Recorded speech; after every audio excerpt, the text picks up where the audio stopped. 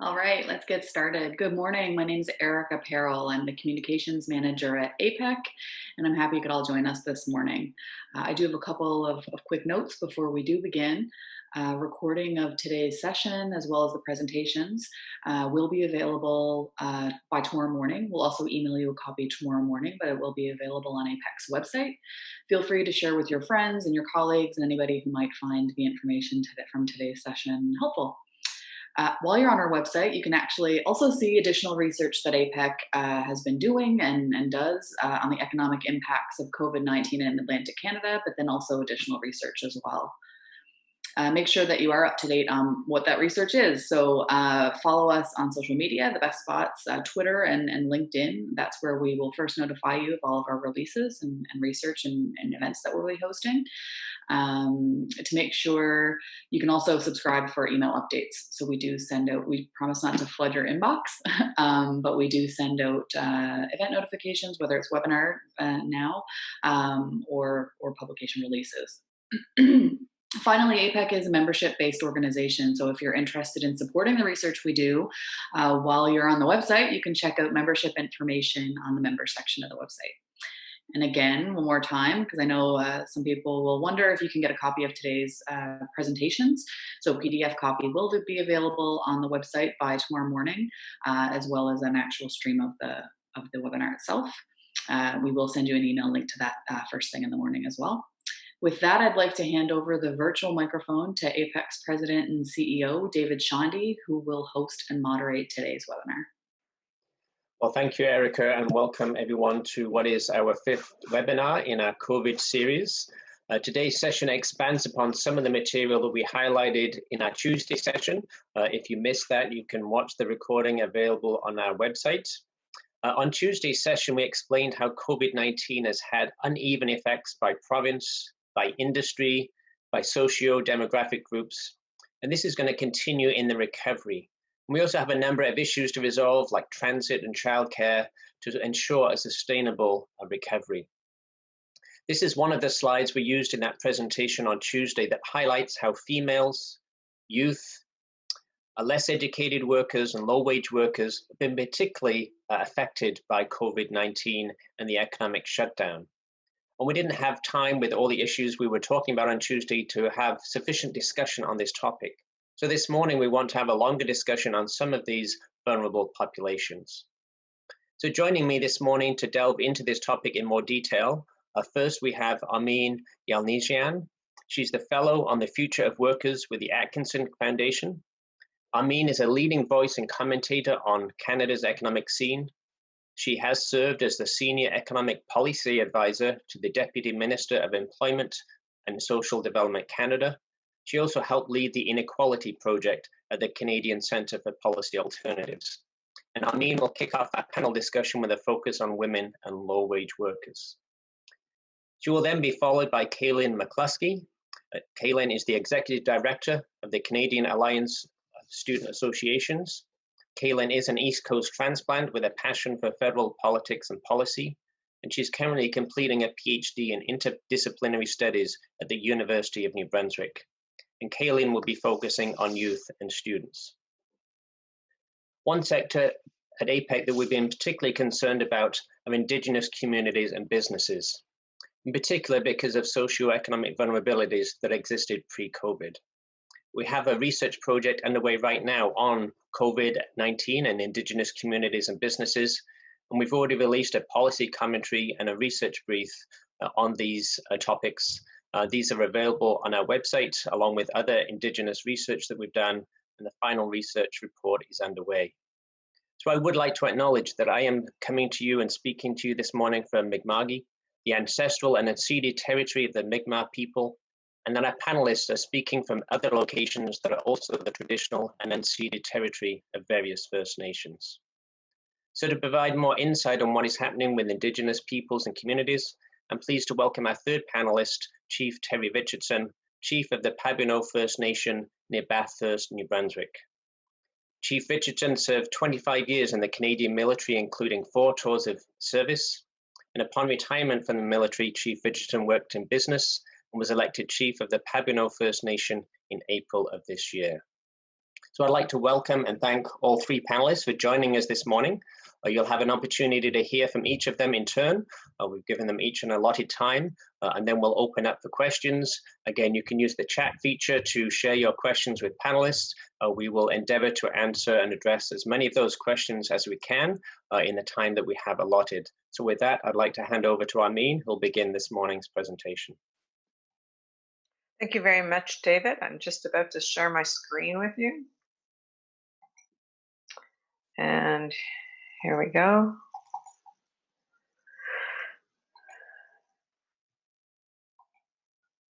So thank you, everybody, for being present in this conversation today. You've probably heard me singing the chorus of that smash hit summer tune, no recovery without a she recovery, no she recovery without childcare. Guess what? There's no childcare. And guess what? The stats are starting to show that the she session is stalling and the he recovery is underway. That affects future growth in all of Canada, as well as in the Atlantic region. And that's what I want to walk you through a little bit of the national context, as well as what might be happening in your region. So an overview of what I will be saying in the next few minutes is that it's historic. This is the very first ever global she session, and that requires more than shovel-ready infrastructure, which has been the #1 page in the playbook of recovery from time immemorial in the well, at least since the end of the Second World War. I want to clarify, this is not a feminist issue, it's a mathematical issue. There is no way we are going to attain pre-COVID levels of GDP and jobs without rehiring women in the same numbers that they were fired. In the rest of Canada, this is super relevant for mothers of young kids. In Atlantic Canada, based on the data I've seen, it looks like it's the most relevant for grandmas. And I think two stories are linked because the path to rehiring women is bottlenecked, and lack of childcare is the limiting factor for any she recovery. Now, we have lots of paths forward, and not all will deliver recovery. So let's start looking at what has happened and why we need to come up with a path that delivers recovery. So first of all, some context. Why is this historic? Well, take a look at what stopped. Almost every sector that is listed on this slide shows that the so-called non-essential businesses that were pressed pause on to contain the contagion were all female dominated to greater and lesser extents, and most of the jobs and the hours lost in these sectors were lower paid. So by mid-March, we lost 1 million jobs. That's just in a few weeks from closing. That was 64% of the job losses were held by men. By mid-April, we lost 3 million jobs, and the men had caught up. 52%, still a majority by women, but still much more evenly spread between men and women's jobs as the goods producing sectors got caught up in it. But by mid-May this year, we had 290,000 jobs start to return to production because of the beginning of recovery. And 71% of those jobs recovered were by men. A month later, just a few days ago, we learned that by mid-June, of the 3 million jobs that we lost, we have recovered about a third of them, and 56% of those recovered jobs are by men. So the he recovery is underway. The she recovery is starting to stall.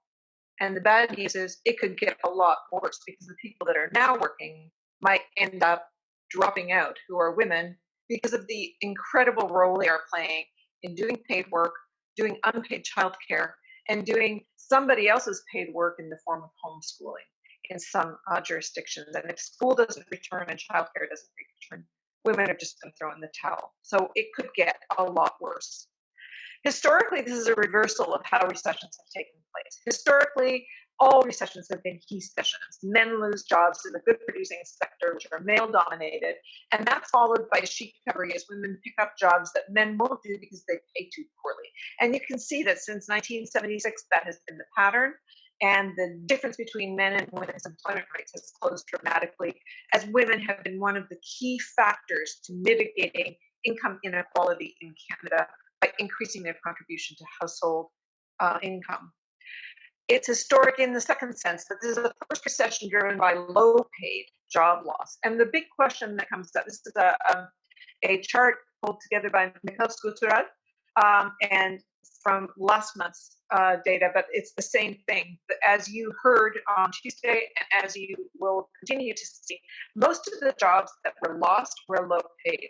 And that's because they were marginal jobs to begin with. And things like personal services and hotels and restaurants and bars, in all sorts of things that we do because it's fun to do, but they are not particularly well paid. And those businesses themselves are often operating with very slim margins. And I should be including also in this retail and, ironically, childcare, which relies on a lot of low-wage workers too, and is at risk of shuttering as well. So the big question is, if all the low-paid workers lose their, if a disproportionate number of low-paid workers lose their jobs, will people that haven't lost their jobs spend enough to make up the difference in these large numbers of people who spend everything that they earn? It's also historic in the sense that this is the first recession that is racialized. Now, we don't yet track this in Canada, but in the United States, we can see that for every racial group that we are here, they don't track Indigenous populations in the United States, but for every group, women do worse than men, and racialized groups do worse than white people. So hopefully we're going to start tracking that here too. It's also historic in the sense that this is the first mommy session. And here's another chart that shows that the people that lost the most hours of work as well as the most jobs are women with children under the age of 6, in other words, school agers. And then the one at the far end shows that more people lost their jobs. I'm going to get to that because that's actually a mommy session for the older workers. And there's a very specific story for that in the Atlantic region. Finally, parents are really struggling to get back to work. This is data from just last Friday's report, and we are seeing that both men and women who are lone parents with young children are really having a getting back into the workplace, and that that remains the most elevated for women with kids. The blue lines are showing that it's women and men lone parents with kids under 13. Are really struggling to get back in for some of the reasons I just mentioned. Let's look at the mathematically impossible part of recovery. This is a chart for the United States, which has one of the highest rates of household spending as a driver of the economy of any country in the world because it hardly exports anything. We're a much bigger exporter. But this is true all over the world. All over the world, it is true that household spending is the driver of GDP, and that's particularly so in an era where there's less business investment and less growth in exports minus imports. So it means just the government sector or households to lift the economy back to recovery. But if you're going to knock out the people that spend virtually all of their income disproportionately, you are going to make it very difficult to get back in. And if you knock out women for even longer, given that they are such an integral part of household spending, household incomes, you know you're going to have a decline in household spending. Here's the chart for Canada. We are at a record high of 56.4%. That was the last quarter, the first quarter of 2020. It will be very interesting to see how the second quarter shakes out, but you can see that going all the way back to 1961, we've never been more reliant on households to drive the economy, and that is mathematically impossible for women who don't return to work. Why is this not going?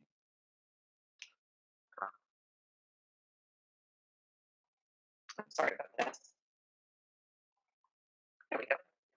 So we'll see that in every jurisdiction, the recovery is uncertain and bottlenecked because of concerns about childcare being available in space. And can I just say, historically, we have learned that childcare spurs growth. Here's a chart of Quebec, which has subsidized childcare since the mid-1990s to today. And we see that Quebec's employment rate for childbearing age women went from considerably below average for the rest of Canada to considerably higher than average. We know that childcare creates jobs, supports the ability of women to work, and actually pays for itself because of additional revenues that come into public coffers that outstrip the cost of subsidized care. If we do it right too, we are going to improve our future learning and earning capacity for the next generation. And here's a chart from yesterday that shows that the limiting factor seems to be childcare for many jurisdictions, in most of all in Ontario, but it also affects Newfoundland and Labrador. It affects New Brunswick. PEI seems to be doing great, and Nova Scotia seems to have a bigger gap than elsewhere. So you have got an issue there as well, though it is not as accentuated as in Ontario. Well, nobody does stream like Ontario these days. But the Atlantic solution seems to be grandma, because the biggest drop in, while it's true that women saw the largest employment losses, the continued decline from February to June is most amongst women. Why is that happening? Amongst women who are over the age of 55. I hope you guys are not seeing this. There we go. And frankly, what's really striking to me looking at your data is the degree to which public administration, of course, was not hit. In fact, it seemed to have put in a slight day in hours work. So, but that isn't going to be what's going to pick you up. It's as David said, it was the low wage jobs, most particularly accommodation and food services in the Atlantic region, that really got hard hit. And they are still very hard hit, the hardest hit in June. But public administration seemed almost not hit at all, and it is the second highest paid industrial sector right after utilities in the Atlantic region. But it is not the source of recovery, because the greatest growth in jobs, as we start picking up the pace, is in accommodation and food services and in wholesale and retail trade. Public administration is actually starting to tick downward again. After ticking up, it's starting to tick downward in its amount of job opportunities in the Atlantic region. What was really striking, breaking down the numbers by age and sex, is that the biggest winners in the Atlantic recovery so far are men 55 years of age and older, and the biggest losers are women in that same category. Young people have been disproportionately locked out of job gains, but that's true everywhere, and that's true in every recession. The big difference in the Atlantic region is the slower recovery of prime age workers and the faster recovery of older workers. That is super significant because of this chart. Both before and after COVID, Canada is poised. So where it starts to shade into a lighter color is roughly where we are right now. And we are looking at a level of dependency on the working age cohort, which is shrinking in size. In other words, fewer people aged 15 to 64 are supporting more people who are too young, too old, and too sick to work than at any point since the late 50s. But this is going to go on for decades now. And it's with a background rate of economic growth that is less than half what it was in the 60s. So we have a problem, and we're going to need all hands on deck. You can only build so much of the future on the olds, 55 and over. Labor shortages are already widespread. They are going to be more endemic than labor surpluses, in other words, unemployment, for the foreseeable future. And you have no plan for the youngs that I can tell. We don't nationally, and you don't in Atlantic Canada. What's your plan for childcare so that you're not discounting 15, 20, up to 30% of your community of young children's capacity to learn and subsequently earn, because they are too poor to be properly supported to be learning ready when they enter school and learning supported while they're in school. Now, in just a few years, net labor force growth in Canada is going to come exclusively from newcomers, and that's earlier in Atlantic Canada because your population aging is actually more advanced. So what is your plan for immigration? Is it going to be immigration, which is permanent residency, or is it going to be through temporary foreign workers, which is a heck of a way to try and build community?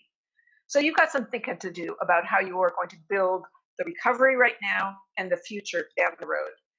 I would recommend that you avoid future shock by maximizing future potential, and that means childcare. Really high quality early learning childcare integrated into the public education system, free at point of use, supported by taxpayer dollars, not a market choice, devoted to very high levels of helping children attain and maintain their potential. I thank you for your time, and I look forward to your questions. Well, thank you, Armin, very much for that. I know we were having some issues with the audio, but hopefully that people were able to hear most of that. And we just may have to proceed without your video, Armin, just for when we get into the chat session. But I now like to hand over to Kaylin to talk about youth and students. Good morning, everyone. It is a pleasure to join you this morning, and I just want to note that I am joining you from the traditional and unceded territory of the Algonquin and Anishinaabe people. And I'm very excited to talk about Canadian post-secondary students with a little bit of an emphasis on Atlantic Canada as well as international students. To build on Armin's points, we are definitely seeing similar. We're seeing that women are hit harder than others, and the cohort between 15 to 24 are really facing unique challenges amid this recession. My points will be general, but I'll also focus on data that we commissioned with Abacus data. And the methodology for that, we did it with 1,000 Canadian post-secondary students from May 14th to May 23rd. And our margin of error was 3.1%, 19 times out of 20. And the data, of course, was all weighted according to census data to ensure that it matched Canada's post-secondary population according to age, gender, language, and region. So when we talk about COVID-19 for post-secondary students, we're talking about nearly 2 million people. Many of them are young people between ages of 18 to 24, but there are, of course, students who are older than that, and some who may precociously be a bit younger than 18. And in our survey, we asked different questions. We asked about their finances and economics, and we'll talk of that, of course. But I just wanted to note that one of the key findings for us was that 60% of our students surveyed said that the coronavirus is making them worried. And this was about their health and the health of their families. They were worried about their mental health, but they were specifically worried about their finances and their future. And this was reported particularly from folks in Atlantic Canada. 90% of the respondents from Atlantic Canada said that COVID-19 made them stressed, and this included about their future at 86% or about their finances at 78%. And this was also highlighted, and you can see in our report, which is online, that this was also noted more from women in Atlantic Canada. Overall, that 52% of students said the support they are receiving from the federal government has been good or very good, but that it's not enough to help them through the upcoming academic year. And through the COVID-19 response, we have had unprecedented levels of support for students. The package that was announced on April 22nd is the largest student support package amid COVID-19 in the world. The estimated value was about $9 billion and included the Canada Emergency Student Benefit, which provided $1,250 a month for students, and that was topped up to $2,000 a month for students with disabilities or those with childcare responsibilities.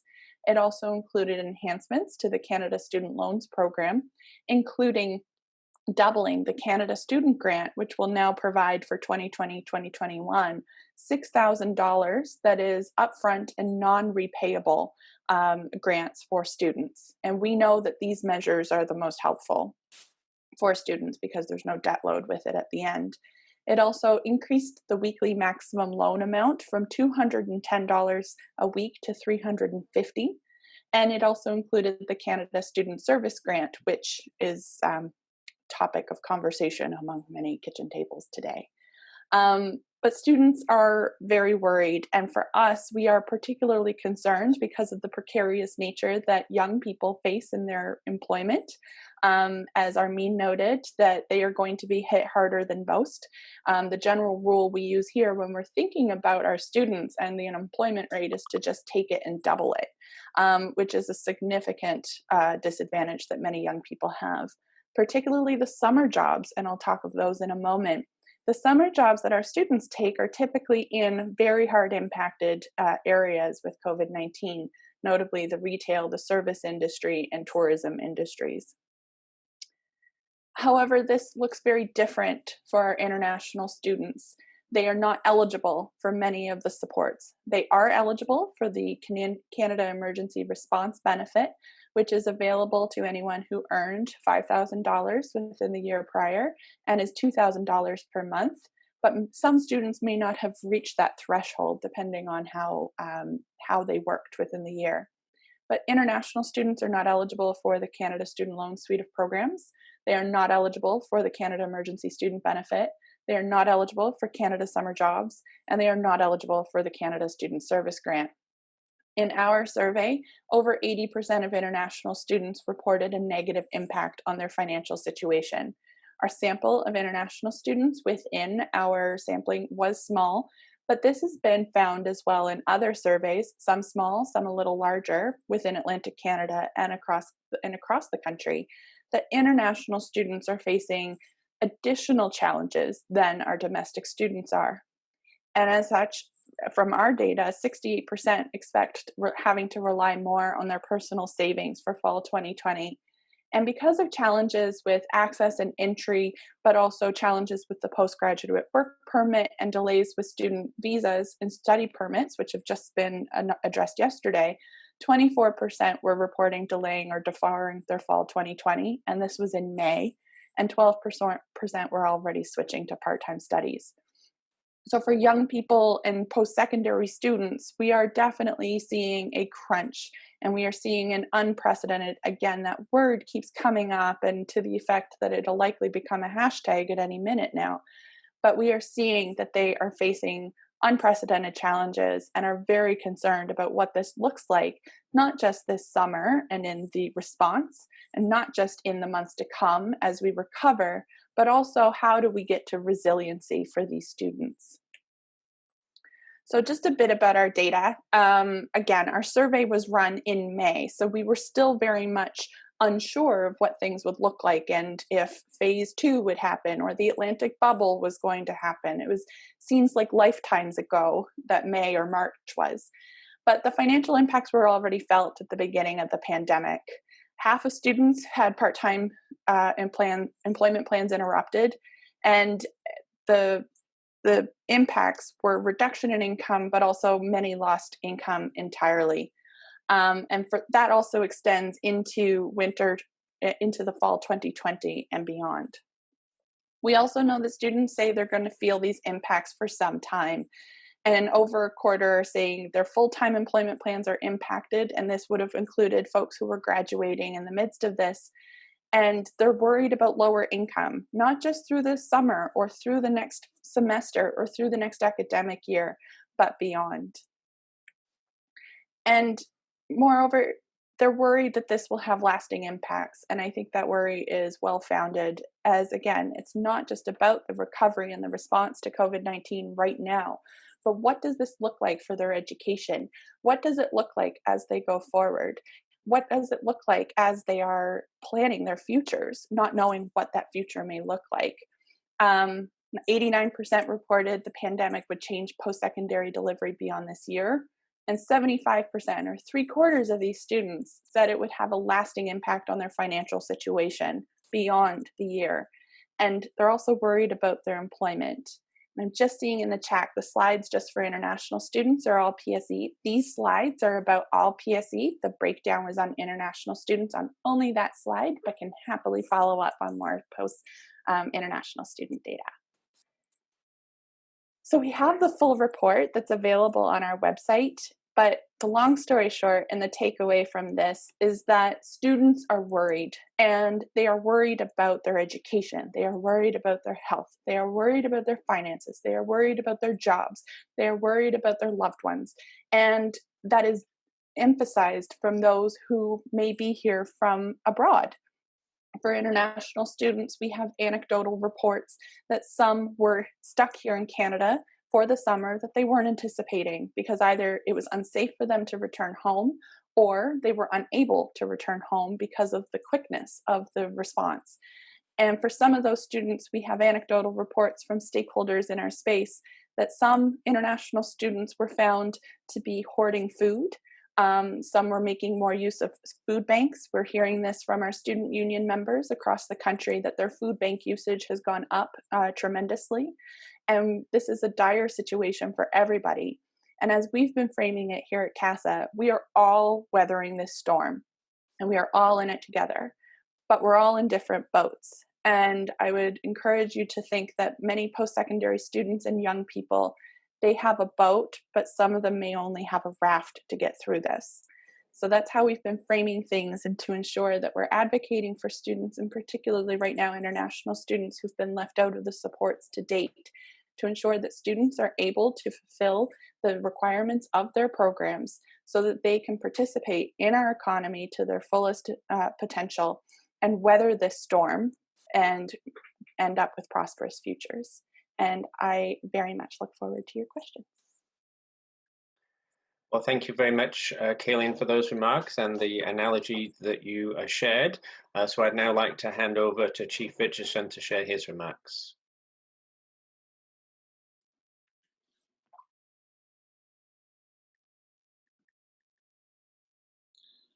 G'day, everybody. Hello, bonjour. I'd like to thank David and Erica for the chance to address everybody here, and I look forward to sharing a few of my observations of what's happened within our community here in Pabineau and COVID. Obviously, when you look at First Nation communities, a lot of our businesses are located within our First Nation territory. So with COVID, one of the first steps that a lot of the First Nations did in New Brunswick, as well as throughout Atlantic Canada, is we closed our borders. We actually set up roadblocks and checkpoints within our communities to keep our communities safe. And one of the reasons we do that is obviously our elders are our prized possession within our community. They're our knowledge holders and our teachers within our community to our youth. So it's important that we protect our elders. And since COVID seemed to be attacking our elders the most, we decided to take those steps. And having done that, we have suffered slightly. A lot of our businesses, we were allowing people to come into to visit our businesses and do business, but we didn't have precautions in right away, so we had to limit that. So there were steps where we had to take precautions right away, where we had to change our businesses to make sure that we were able to set up the safeguards that were necessary to protect our staff from the COVID. Tourism, as we know, within Atlantic Canada is a big revenue generator within the province. We're very fortunate here in Bathurst to have what we call Pabineau Falls here. We have our Pabineau Falls located just up the road, and it's a very unique site. And we do have a lot of people who travel there, and when they're traveling through the province, they come there, as well as every First Nation in Atlantic Canada. We have powwows as well, and festivals that we've had to cancel, and those are revenue generating opportunities for our First Nation communities that now we've lost on. So that has caused us some slight concern, because now we're having to address those shortfalls that we would normally have within those businesses, and as well as the added cost of adapting our businesses so that we're able to operate like everybody else during the COVID period. One of the things that we're attempting to do is in conjunction with the province of New Brunswick, we know they've come out with a travel local initiative of $1,000 if you travel, keep your staycation at home. So we're trying to promote within that as well, to say, come visit us, come see the falls, and visit some of the businesses that we have within the region. So we've tried to do that. So the effect of COVID has been very very hard on First Nations, especially on the tourism side, because most First Nations are out of the way. It's all about location when you come to economic viability. And the problem we have is that a lot of our First Nations communities are located outside of major centers, so it's hard to get people to come here when they're traveling. So that's been one of the large problems we've encountered in our First Nation in regards to our businesses and the tourism industry specifically. When you talk about the programs that have been distributed by government, our major concern here is, when you talk about CERB as an example, I mean, we all know that the guidelines for applying for CERB were not very stringent, and our concern is there's going to be a lot of people, and I know a lot of people outside of the First Nations. We're not only talking First Nations; we're talking all of Atlantic Canada have applied for the CERB, but we're not really eligible for the CERB in many cases. So now the question is, how is that money going to be recuperated? And because when you're looking at many of these people were people in low income or on the social programs as it was. You're going to be going after the most vulnerable again. So this is going to be like a double hit. So it's interesting to see how the government is going to access some of those CERB programs. On the business side for us, we were able to access some of the small business programs where we were able to use some of the funds to adapt our present businesses to make them COVID friendly. And it's a terminology I hate to use, COVID friendly, but it's one of the things that's the reality. The new norm seems to be moving forward with COVID. And as we look at moving forward, we're preparing for a second wave. We firmly believe in our First Nation communities that there's another wave coming, and it's important that we're prepared for it. So we're waiting for that as well. So hopefully we're able to address those issues as we move forward as well. One of the big things we've identified here with First Nation businesses, as I'm sure many other businesses within Atlantic Canada have experienced, is that as long as the CERB is running, people have a reluctance to come back to work. The CERB seems to be more than what they would make on a salary. So we're having people who just, are saying, well, when the CERB runs out, then I'll come back to work. You're having to tap into different resources, and it's difficult because the CERB seems to encourage people. It's meant to enable to help people, but it's also encouraging people to almost say, well, I'm making more on CERB or just as much sitting home, so why should I go back to work? So we're finding that a difficulty too, in forcing people to come back to work and to get back into the grind. Within First Nations, like I said, we're self-sufficient. It's almost been a blessing in itself because we've been able to keep ourselves safe. And one of the other challenges we've actually had moving forward with CERB is we have a lot of economic prosperity projects, we call it, or economic projects on the horizon that we've had to put on hold because of CERB. So that has caused us some concern because we've had some initial investments on development within the local region, and now we've had to put that on hold, and hopefully we'll be able to get those up and running very soon. So the whole CERB or the whole COVID situation has been for First Nations very challenging. On top of what we've already know, the issues we have within our First Nation communities. So it's very difficult to you've added another we like to call it another roadblock within our ability to operate in our communities safely. And this is a serious one because, like I had stated earlier, our elders are our prized possession, and we put a lot of emphasis on protecting our elders. So these are all challenges we're taking in stride. We believe moving forward, to get as Armin had said, getting the economy boosted and get it going again. I think partnerships are going to play a key role. And I know from our perspective in our First Nation community, we're looking at, and it's ironic because I have this morning and I have a meeting with the local mayor this afternoon where we're actually going to be discussing some partnerships and see if there's a way together we can benefit and move the northern region of New Brunswick forward. So these are just some of the issues that we've encountered in regards to COVID and how we've been able to overcome them, and we're still dealing with them. So I thank you for your time and the chance to speak, and I look forward to any questions you may have. Thank you.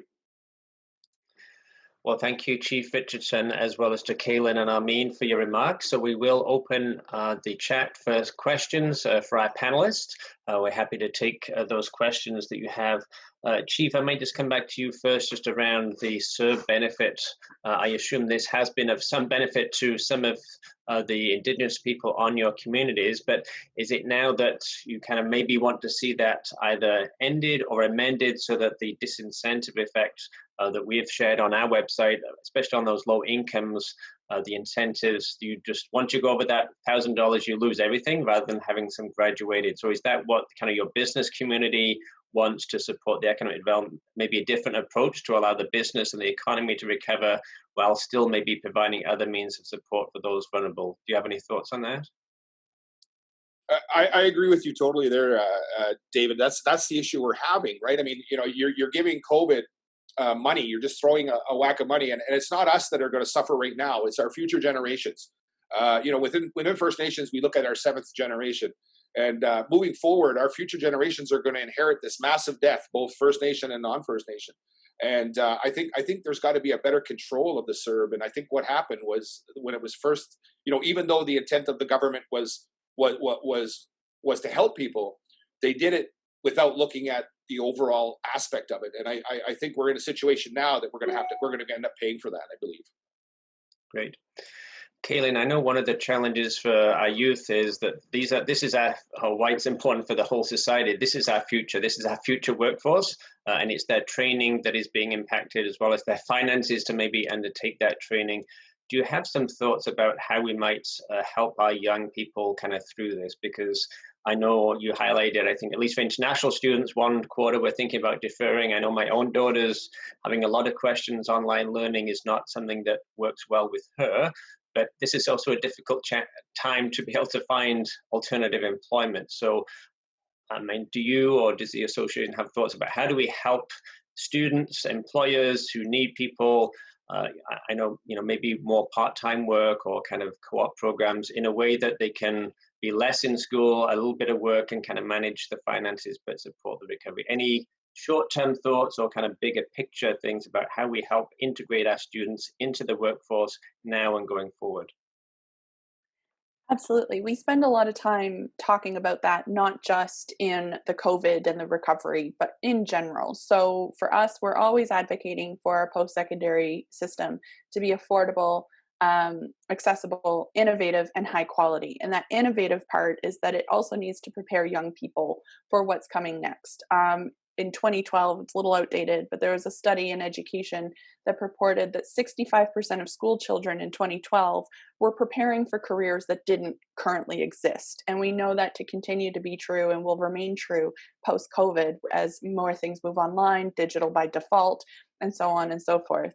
We were really encouraged to see some reallocated funding in work integrated learning with folks like the Business Higher Education Roundtable, the Student Work Placement Program, and other cooperative initiatives.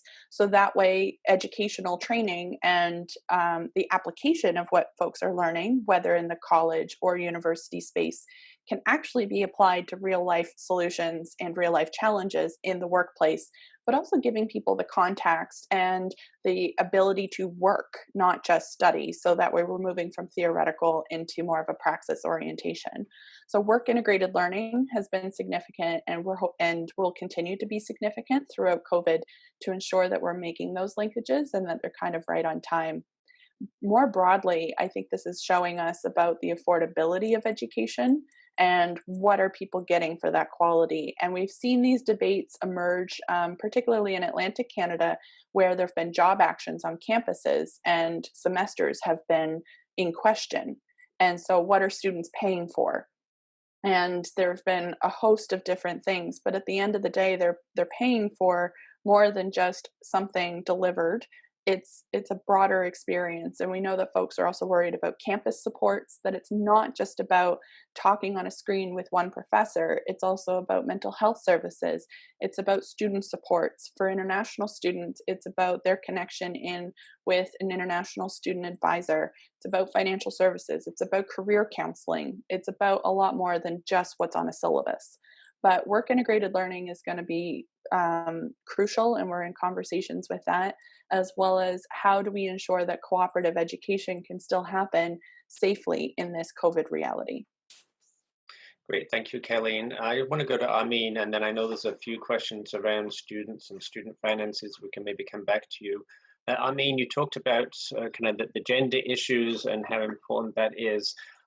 But we also know that a lot of the industries that were hit hard were female dominated. So is it sufficient just to get those industries back and that will solve it? You talked a lot about childcare. Is that the real thing that we have to resolve to fully integrate women and get them back? Or are there some other things that either individuals, male or female, employers and governments need to be thinking about beyond just getting those industries back and the childcare, just in terms of how we ensure that women are fully able to participate and contribute in the workforce? Any thoughts you'd like to share? Yes, thank you. And please let me know if the sound is weirdo again, and I can It turn off sounds the much better video. right now. Okay, maybe it was the combination of everything, but anyway, we'll see if this works.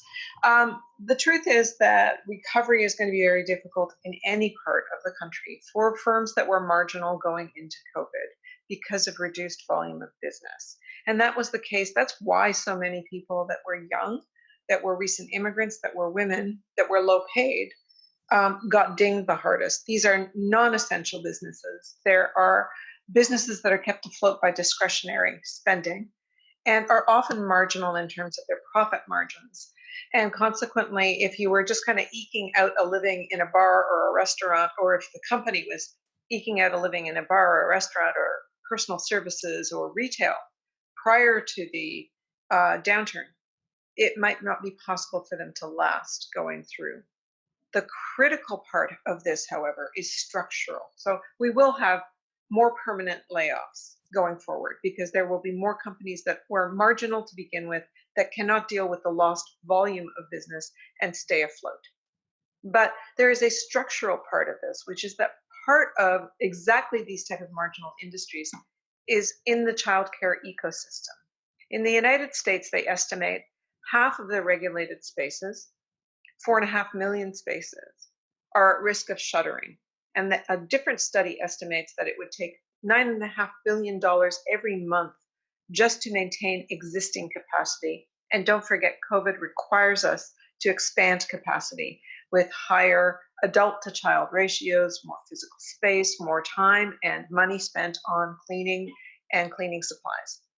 So we have a problem if we have if we knew that I'm going to add one more little detail. There's one survey that has been done thus far by a childcare group that surveyed a sample of 8,300 childcare providers, did not specify the number of spaces and where in the country.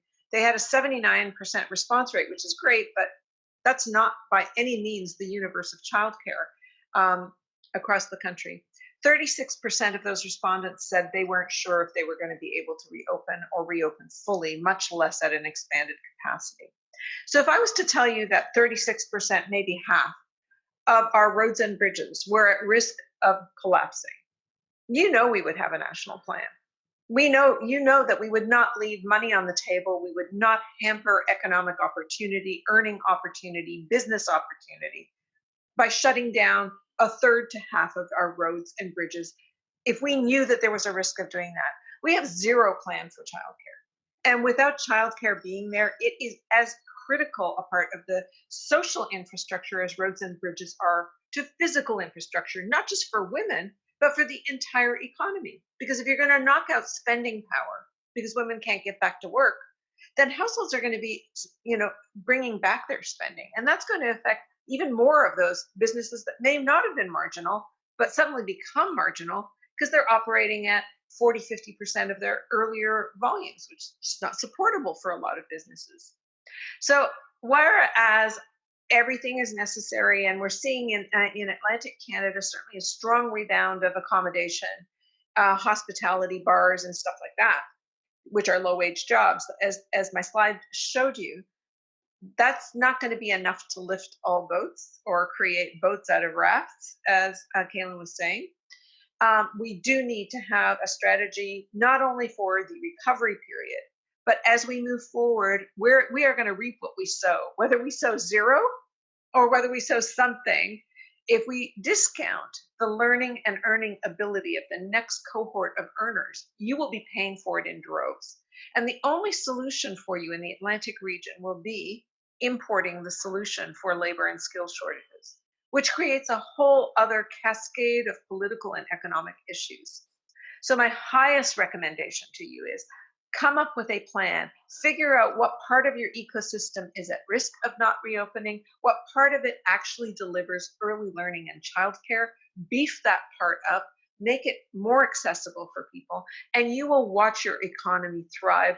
You will at least maximize the potential capacity that is there. There are all sorts of other issues, but that is so critical because women are literally half the labor force, particularly in Atlantic Canada. Women have played an outsized role as an equal partner in supporting household incomes.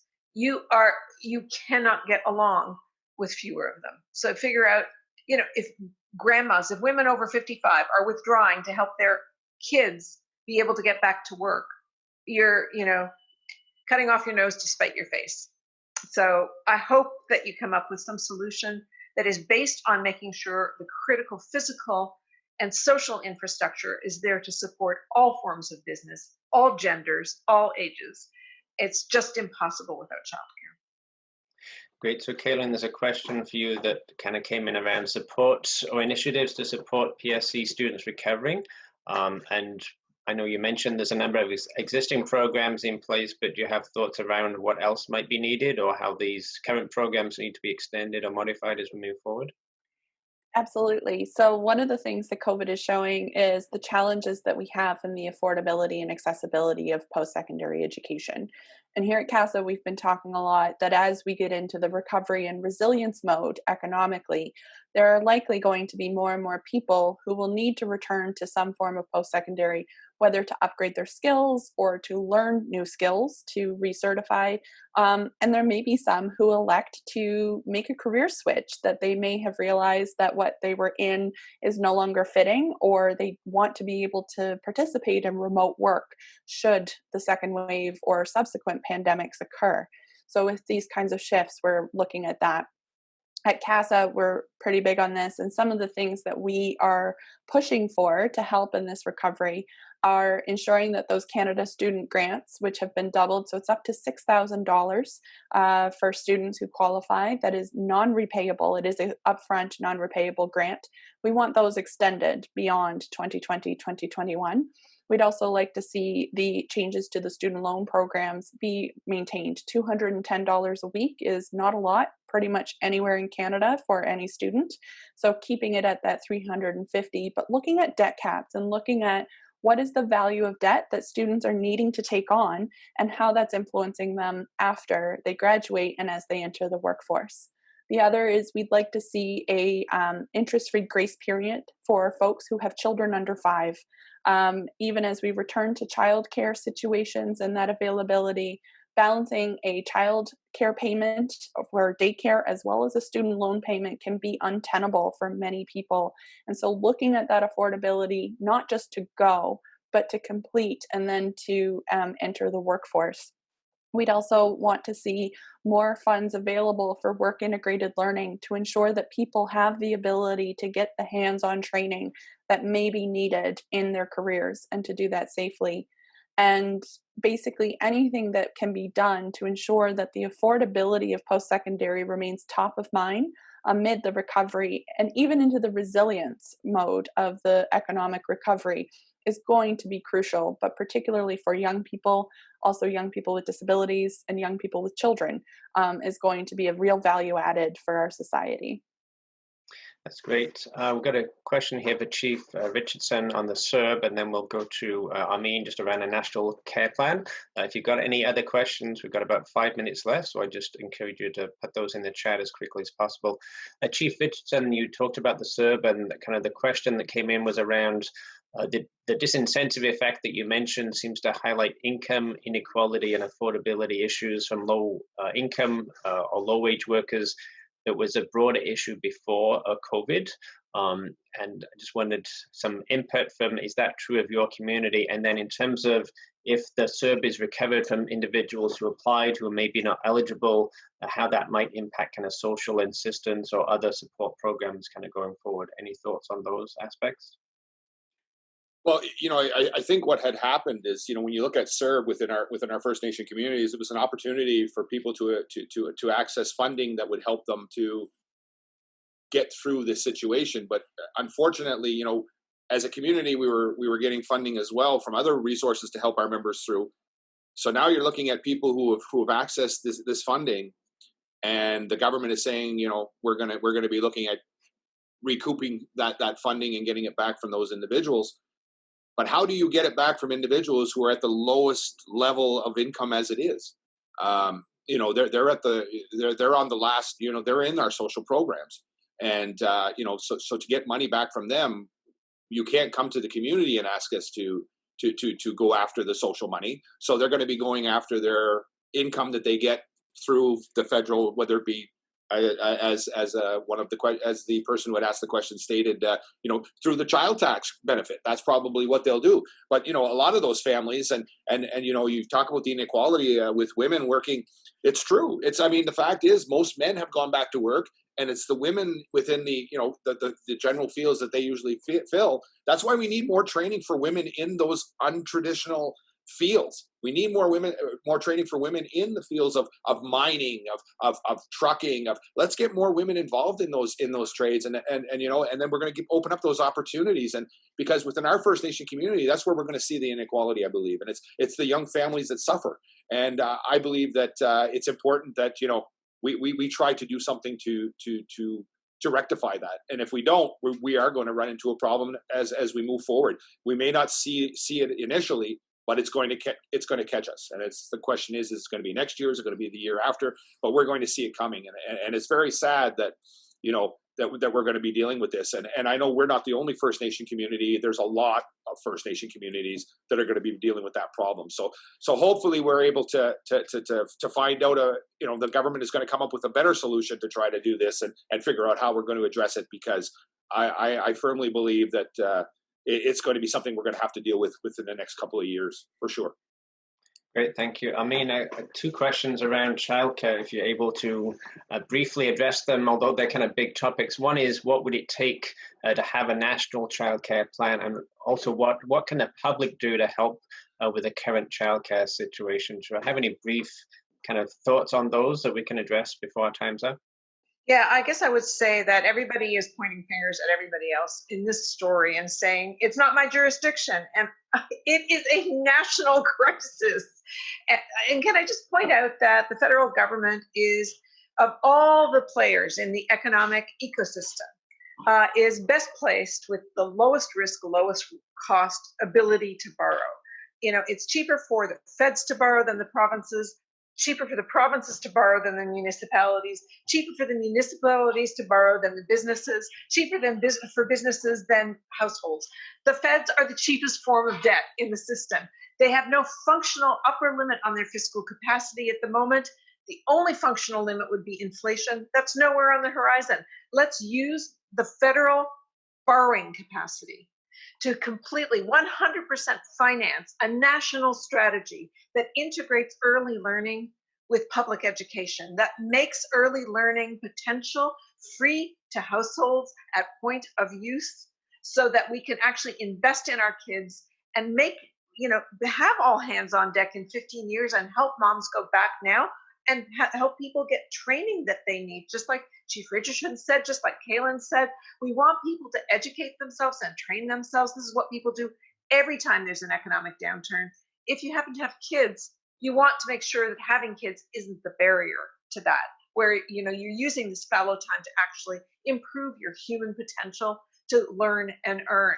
So we have absolutely no problem with doing this. We've done it before when we had that healthcare crisis about 15 years ago. We had that stupid debate that said public healthcare isn't sustainable, and we resolved it by saying federal government is going to throw money at the provinces to reduce wait times in 5 specific elective care surgeries, and they did it. You know why? Because the money was tied.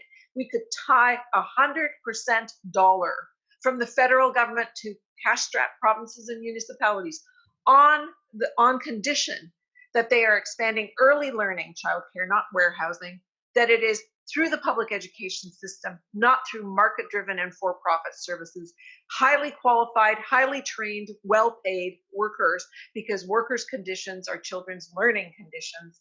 We can do this, but we need a national strategy so that if in the event we have another wave of COVID, which sounds like it's possible, we also have national protocols on how to send kids home or close down a school. Like, we have no protocols nationally on what to do if childcare and schools become the next vector of transmission, like long-term care systems were. So we need a national strategy. We need it to be federally funded, and we need that money to be generous and tied to performance indicators that actually advance our goals as a society and invest in our children, not just for recovery, but for decades of population aging, where we're going to need our kids to be their best. And we need to help them do that. We can't just say we need you to do it later on and not invest in them now. That isn't the way the game works. Well, thank you, Armine. We are at time, so I do want to thank very much Armine for sharing her thoughts, Kaylin and Chief Richardson for joining us this morning. I very much appreciate your time. I know the panelists have, the audience has appreciated that. I think we've addressed most of the questions either specifically in the chat or in the general discussion. As Erica mentioned, we will be sharing the presentations from Armine and Kaylin on our website, as well as the recording will be available by tomorrow morning. We are sending you a short survey. We always appreciate your feedback to help us as we continue with our webinar series. So again, please take a moment in the chat, or we'll send you an email as well. If you can just take a moment to fill that in, we'd certainly appreciate that. So again, thank you everyone for joining us this morning. Thank you especially for our three panelists for taking the time to share. And with that, I'd like to conclude this morning's webinar, and thank you very much indeed. Thank you. Thank you. Thanks all.